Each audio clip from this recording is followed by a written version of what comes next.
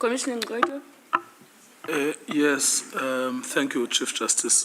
The problem, Ms. Andrews, that I'm grappling with right now is I just don't know how to assess your candidature and your knowledge of the principles of administrative law. Because on the two administrative law questions that were asked by Commissioner Boshoff, you didn't do well. So I just want to re-ask those questions in a practical way, not in an exam type way, and just test what your grasp of these principles is, especially because you're trying to become a judge in Cape Town, which is basically the seat of Parliament, where probably 60% of civil cases are public law cases. So let's start with the first one, which is the outer one. Let us assume that you are preparing to come to your interview here at the JSC, and a political party brings an interdict to stop the JSC from interviewing you. And we know that the process of interviews is provided for in Section 178 of the Constitution, in terms of the 174 of the Constitution, 165 of the Constitution. So when the JSC is interviewing you, it's exercising an original constitutional power. And somebody says, I want an interdict against the JSC from interviewing Ms. Andrews. What do they have to show on the outer principles in order to succeed? And the case came before you. What would you require the applicants to show in order to succeed? The applicants will have to show a clear or prima facie right, that they would have to show that there is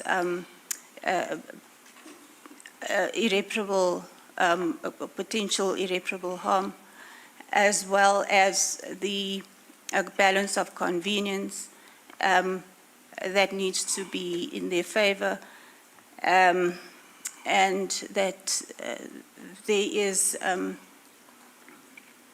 no alternative remedy. No, I'm saying in outer. In outer. Yes, what would they have to show? That's Webster versus Mitchell. But we're talking about an interdict against the exercise of a constitutional power. I'm sorry, I've just drawn a blank. All right. Now then we look at the second issue, and it was phrased in technical terms as collateral or reactive or defensive. But let us assume that an organ of state has given a tender to party X, but it no longer wants to carry out with the tender. And then party X comes to court and they say, I want to enforce my tender. And the government now says, no, no, no. The way in which we gave you this tender was unlawful. That is their defense. How can they raise that defense between PAJA and legality?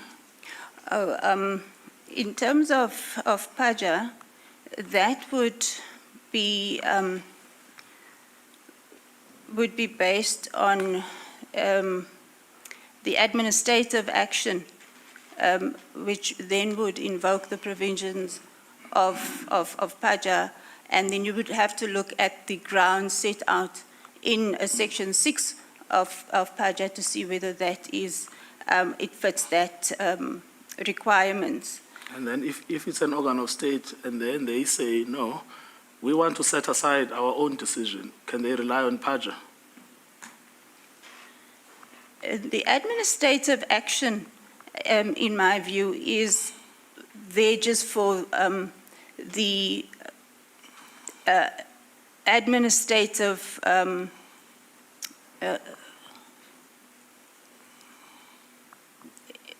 the administrative action has to be defined within PAJA. Yes, now I understand. Yeah. Let's not go to the definition. Yes, It and will it take us a applies long time. whenever. I just yeah. want to know, if I'm an organ of state, I've given Yes. a tender, I don't like it, can I rely on PAJA to set it aside? An organ of state will have to rely on the principle of legality. Yes, and then PAJA will be applicable or not applicable. That is where there's a gray area, because in some instances, if PAJA covers it, if you look at Beta Star is the authority that says that if it fits within the PAJA definition, then that is how it should be adjudicated. So as far as you understand, an organ of state has a choice between PAJA and legality. An organ of state would then be on the principle of legality. PAJA is for administrative action. Now, I understand. But I'm saying, can an organ of state say, I want to go to court to challenge my own decision to award a tender or not?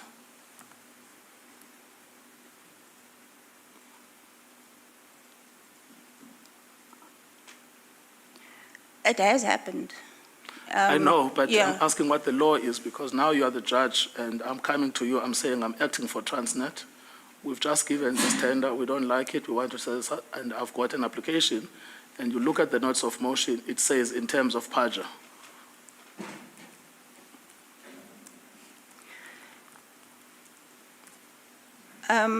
Commissioner, I'm not 100% sure. All right. No, that's fine. But I would, obviously, when a matter like that serves before me, I would double check to see whether or not it falls within the PAJA Act, or whether or not they have missed the application requirements, and maybe it should have been brought with under the principle of legality. And because if one looks at it, it is the rule of law is what the principle of legality is based on. All right. No, thank you very much. Thank you, Chief Justice. Thank you. Judge President Mlambo. Thank you very much, Chief Justice. Good morning, Ms. Andrews. Good morning, JP. I just need clarification.